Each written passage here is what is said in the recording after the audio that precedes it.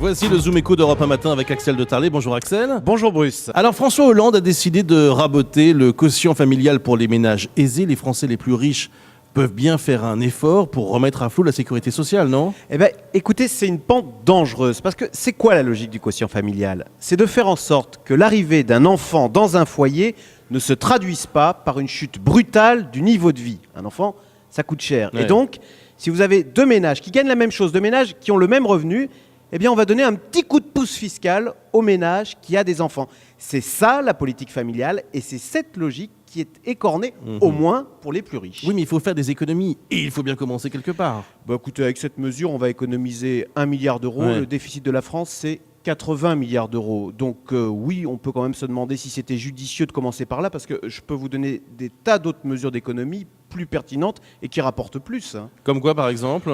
Puisqu'on parle de politique familiale, est-ce qu'il n'aurait pas mieux valu, par exemple, supprimer la majoration de 10% pour les retraités qui ont eu 3 enfants? Ça coûte 4 milliards par an. Or, quand on est à la retraite, on n'a plus d'enfants à charge. Oui, par définition. Bon, autre exemple, on dit le quotient familial, c'est une niche, donc il faut réduire, parce que comme toutes les niches, oui, enfin il y avait des tas d'autres niches à réduire, comme la niche dom-tom, comme la niche cinéma. La culture, c'est au moins aussi important, ou bien les enfants, c'est au moins aussi important que la culture.